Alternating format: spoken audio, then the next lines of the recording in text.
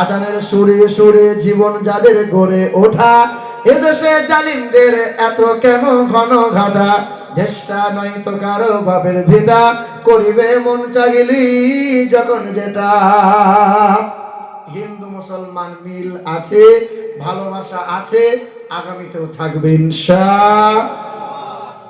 রাজনৈতিক নেতাদের উস্কানি পেয়ে হিন্দু মুসলমান বিভেদ করতে এসো না।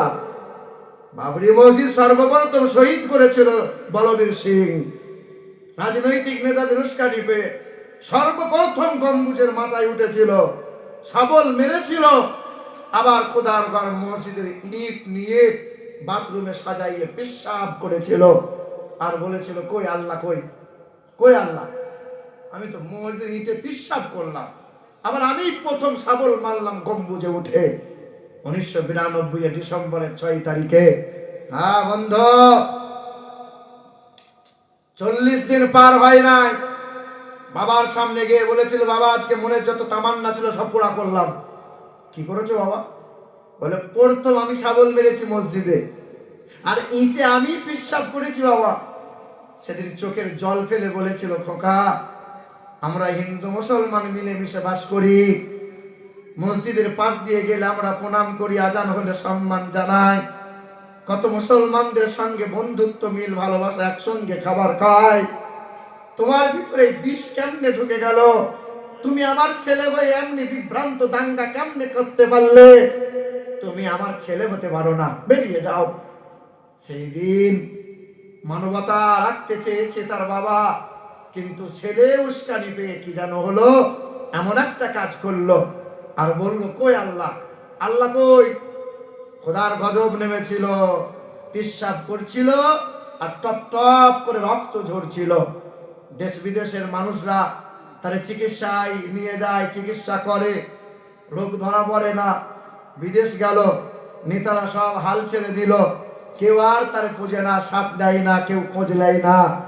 বিদেশ গেল, বায়োপসি করলো, ক্যান্সারের রিপোর্টে ধরা পড়লো 4 স্টেজে ক্যান্সার পৌঁছে গেছে। স্টেজে 4, 4 স্টেজে যখন ক্যান্সার পৌঁছে গেছে, ডক্টররা বললো আমাদের আর কোনো হাত নাই, যতদিন হায়াত আছে থাকো, ভালো মন্দ খাও, দি মরে যাও, কিচ্ছু করার নাই। বলে কে পারবে? বলে তিনি ছাড়া রাস্তা নাই, তিনি যদি পারেন তো হায়াত দেবেন, তিনি যদি না পারেন তো গেল। তার নাম ছিল বলবীর। দিল্লির জুমা মসজিদের সিঁড়ির গায়ে বসে বসে কেঁদেছিল, একটানা 23 দিন কান্না করেছিল। এক মুরব্বী বুজুর্গ বান্দা এসে বলল বাবা তুমি কাঁদো কেন? মা বাবার জন্য কাঁদো, ছেলে মেয়ের জন্য কেন? অভাবের তাড়নায় চোখের পানি পেল, খেতো না বাবা। বলে আমি এমন অপরাধ করেছি, অপরাধের মাপ কি আমার হবে না? মনে বড় কষ্ট হয়, আল্লাহ কি মাফ করবে না? বলে আল্লাহ তাকানাতু মির রাহমাতিল্লাহ, পাহাড় পরিমাণ গুনাহ হয়ে গেছে, গুনার পর গুনাহ করে নিয়েছ, আর তুমি তওবা করে যদি ফিরে আসতে পারো আল্লাহ তোমার সব গুনাহ মাফ করে দেবে। মানুষটা যখন সাহস পেল, এই মানুষটা গোসল করে রোগা পাতলা চেহারা নিয়ে দিল্লির জুমা মসজিদের বারান্দায় চিৎকার করে বলেছিল লা ইলাহা ইল্লাল্লাহ মুহাম্মাদুর রাসূলুল্লাহ। নাম পাল্টে নাম রেখে দিল আমির হোসেন, এখন মাথায় টুপি, লম্বা দাড়ি। ওই মানুষটা সোশ্যাল মিডিয়াতে ভিডিও করে বলল একটা মসজিদ ভেঙেছি আমি, ভারতের মাটিতে 100 মসজিদ দাঁড় করাবো ইনশাআল্লাহ। ভাইরা আমার, আমাদের কোনো বাধা নাই, মন্দির বানাচ্ছ বানাও, তুমি মসজিদ বানাচ্ছ বানাও, কিন্তু আমাদের একটাই আশা, একটাই তামান্না, একটাই বলা, আমাদের মসজিদ দরকার নাই। বাংলার মাটিতে 2টো মসজিদ আছে, এই 2টো মসজিদকে মেরামত করে দাও। এক, ওই মুর্শিদাবাদের হাজারদুয়ারিতে আছে কাটলা মসজিদ। 2, মালদাহার জাতীয় সড়কের পাশে আছে আদিনার মসজিদ। ভারতের সবচেয়ে বড় মসজিদ হলো আদিনার মসজিদ, যে মসজিদে 282টা শুধু পিলার, 58টা শুধু গম্বুজ। ভারতের জমিনে এত বড় মসজিদ আর নয়। এই 2টো মসজিদকে মেরামত করে দাও। আপনি যান, বলছো তো বাবরি মসজিদ করছো, লাফাচ্ছ, ওই মসজিদ দেখো, মুর্শিদাবাদের কাটরা মসজিদে যদি যাও, চুয়ার বলো, নিচু বলো, উঁচু বলো, মাতাল বলো, মেয়ে বলো, ছেলে বলো, যেন কি সব নোংরামো করতে শুরু করেছে মসজিদ। আর সেই সম্মান আছে বাবা, দেখো না। তারপরে আদিনার মসজিদ আমি ওখানে মোটামুটি 7 বার গেছি, রিসার্চ করে করে কিতাবপত্র পড়েছি। আদিনার মসজিদ এক বাদশা করেছিল, তার নাম ছিল শাহ সেকেন্দার। এটা বলি আপনাদেরকে শোনেন। হ্যাঁ, শাহ সেকেন্দার মালদাহার বাদশা বানিয়েছিল মদিনার নকল করে আদিনার মসজিদ। কেন জানো? বাদশার পেটে এক অসুখ হয়েছিল, 3 বছরের যন্ত্রণা, ভালো হয় নাই। তো বাদশা সেকেন্দার ঔষধ খুঁজে আর পায় না, এত ট্রিটমেন্ট করে রোগ ভালো হয় না। এক আল্লাহর ফকির বান্দা, 92 বছর বয়স, সকালবেলায় টুকটুক করে বাদশার কাছে এসে বলছে, বাদশা কেমন আছে? বলে ভালো নাই। বলে আর বাদশার জন্য আমি ঔষধ নিয়ে এসেছি। কি? বলে রাতের বেলায় স্বপ্ন দেখলাম, বাদশা যদি কোনো এক নওজোয়ান যুবককে কতল করতে পারে আর তার কলিজা বার করে সেদ্ধ করে পানিটা খালি পেটে পান করতে পারে, তার পেটের অসুখ জনমের মতো ভালো হয়ে যাবে। শর্ত হলো ওই যুবকটা হাফেজে কোরআন হতে হবে। বাদশা বলে এটা ওষুধ হলো? এ তো মানুষ মারার ধান্দা। হ্যাঁ গো, এই যুবককে কতল করে কলিজা বার করে সেদ্ধ করে পানি খাওয়া, এটা কোনো সাধারণ ব্যাপার? এ মুসলমান ভাইরা আমার, তারপরেও বাদশা হাল ছাড়ে নাই। দেশ বিদেশে বিভিন্ন জেলায় জেলায় প্রজা পাঠায়, কোনো সন্ধান পাওয়া যায় না। বাংলাদেশের পাবনা বলে এক জেলা, খবর পেয়েছে বাবা নাই, চাচার কাছে লালিত পালিত ভাই, ছেলেটা মাদ্রাসায় পড়তে যায়, হাফেজে কোরআন হয়েছে, এতিম বাচ্চা নুরানি ফুটফুটে ছেলে। চাচা গোপনে গোপনে অর্থের বিনিময়ে ছেলেকে বাদশার কাছে বিক্রি করে দেয়। নিতে এসেছে, কোথায় যাও? ছেলে বলে, চাচা এরা যে নিতে আসে, বলে বাবা তোমাকে বিদেশে পড়তে পাঠাচ্ছি। মা কাঁদে, ছেলে কাঁদে। মা দোয়া করে, আল্লাহ আমার সন্তানকে তুমি কামিয়াবি দান করো। মা যদি দোয়া করে, পৃথিবীর কোন মৌলবী হাফেজ বলো, পীর সাহেব বলো, আরে মায়ের দোয়ার উপরে কার দোয়া হতে পারে?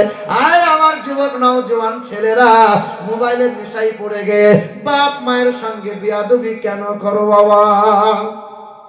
এ কি বালা এলো! এ এমন বালা, কত হাফেজের ইয়াদ নষ্ট করে দিল। এ এমন বালা, কত ঘরের বৌমা বাচ্চা রেখে পরের হাত ধরে নিয়ে চলে গেল। এ এমন এক জিনিস, কত ছেলের ভবিষ্যৎ নষ্ট করে দিল, কত মেয়ের কারণে বাপ মায়ের মাথা নত হয়ে গেল। এই তো মোবাইল, সারা রাত ধরে মোবাইলে খোঁচা মারে। বেলা 9টা 10টা বাজে, ছেলে ঘুম থেকে ওঠে না। বাপ জোর করে উঠাইছে, ছেলের চোখ লাল। কি করিস সারা রাত? বলে মোবাইলের ভেতরে তসবিহ করি, তাহাজ্জুদের নামাজ পড়ি, তুমি বুঝবে না। ভিডিও কল করে, মেসেঞ্জার করে, hello hi I love you এসবই তো করে, আবার কি করে? এই কদিন আগে আমার ভাই বললো কাল ত্রিপুরা, আমি মোটামুটি 5-6 দিন ত্রিপুরা থেকে ঘুরে এলাম। ত্রিপুরা গুয়াহাটি, তো গুয়াহাটিতে ছিলাম কয়েকদিন আগে। এই নাজিরাপাড়া করে গিয়ে গুয়াহাটি গিয়েছিলাম। তো এখন এমন যুগ এসছে, দেখবেন এই যুবক, আমাদের যুবক যুবক ছেলেগুলো মোবাইল নিয়ে একবার কাত হয় ছবি তোলে, একবার ডান দিকে উপর হয়, একবার নিচু হয়, একবার পিছন দিক থেকে তোলে, একবার এই দিক থেকে তোলে। মানে এসে কি বলবো, মানে জাত অবস্থা। নিজের ছবি বিভিন্ন, একবার চুলটা ঠাড়ো করে, একবার মুখটা এরকম করে, মানে যেমন পারে তেমন করে ছবি তোলে। আর নিজের ছবি দেখে আর মুচকে মুচকে হাসে। আমি এরকম কদিন আগে এই নাদন ঘাট বলে একটা জায়গা আছে, একটা ছেলে বিয়ে করেছে। যুবক শোনো, একটা ছেলে বিয়ে করেছে, যে বউয়ের গলা ধরে ছবি তুলেছে, সেলফি যে মোবাইলে ফেসবুকে ছেড়ে দিয়েছে। দেখ, নদিয়া জেলা বর্ধমান জেলার ছেলেগুলো, দেখ আমার মালটাকে, দেখ এবার দেখ। আগো এই মোবাইলে তোমার বউয়ের ছবি ছেড়ে তুমি কি দেখাতে চাইছো? যে এই মালটা শুধু আমার একার নয়, গোটা রাজ্যের, গোটা জেলার। তোরা দেখে একবার মালটাকে। ছি ছি ছি ছি, লাজ লজ্জা গেল কোথায় বাপ? হ্যাঁ, হাফেজ আলেম মুফতি ইমাম বাদ নাই কেহ আর, আর ডাক্তার মাস্টার উকিল নেতা আর প্রফেসর, এখন সবাই সমান। সব্বা সমাবেশ আর বায়ানের মাহফিলে বক্তা শ্রোতা উভয় এখন সেলফির দোকানেতে। ঘর থেকে আজ শুরু কইরা মসজিদেতে আসে, খাবার টেবিল গোসলখানা বাদ নাই কোনোটাতে, কি খাইল কি পড়িল এটাও তোলে সেলফি, আর ফেসবুকেতে আপলোড দিয়া লাগায় শুধু ভেলকি। মায়ের সাথে বোনের সাথে গলা গলি সেলফি, আর গার্লফ্রেন্ড থাকলে কথাই তো নাই, না তুললে আর হয় কি। মুরব্বীরা বুঝবেন না, যুবকগুলো বুঝতে পারছে। হ্যাঁ, আপনাদের জীবন শেষ। ও সব বুঝলেন, হজ উমরা করতে গিয়ে আদব আখলাক ভুলে, আল্লাহর ঘরকে সামনে রেখে শুধু সেলফি তোলে। আচ্ছা, হজ করতে গেছে, দিয়ে কাবা শরীফের সামনে দাঁড়াইয়ে ছবি তুলছে আর মোবাইলে ছেড়ে দিচ্ছে, হজ করছি কাল থেকে হাজি বলবি। ফেরেশতা বলছে আছিলা করে বাঁশ ছিঁড়ে রেখে দিয়েছে। আয়, আপনাদের এলাকার হাজি সাহেবরা তবু তো ভালো, এখানে হাজি সাহেব তো আছে, রাগ করিয়েন না। আমার এলাকার এক হাজি সাহেবের গল্প শোনাই আপনাদের। হাজি সাহেবের দুই ছেলে, বুঝলেন, বড় ছেলে বিয়ে দিয়েছে, তারপরে হজ করেছে, এবার ছোট ছেলের বিয়ে দেবে। দিয়ে বড় জামাইকে ডেকে নিয়ে এসছে, মেয়ে দেখতে গেছে। দেখে নিয়ে আসার পরে একটু পছন্দ হয়নি, আর এক জায়গায় গেছে। তো দেখতে যাওয়ার পর, এইদিকে তাকান, দেখতে যাওয়ার পর মেয়ের বাপ জিজ্ঞাসা করছে, হাজি সাহেব কেমন কি চাইছেন বলুন। বলে আমি তো হাজি সাহেব টাটকা হাজি, তো হারামের কথা কিন্তু মুখ দিয়ে বলা যাবে না, হারামের কথা মুখ দিয়ে বলা যাবে না, আমার জামাই যা বলবে সেটাই হবে।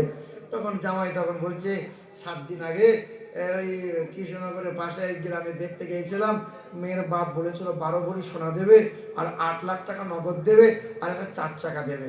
আমার শ্বশুর তো হাজি সাহেব হারামের কথা মুখ দিয়ে বলবে না, তবে ঘাড় নড়িয়ে বলেছিল এ মাল চলবে না।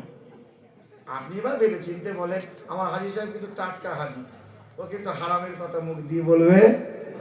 গফুর আলী হজে গেলেন বোনের হকে মেরে, আর পাশের বাড়ির এতিম ছেলের জমি নিলেন কেড়ে।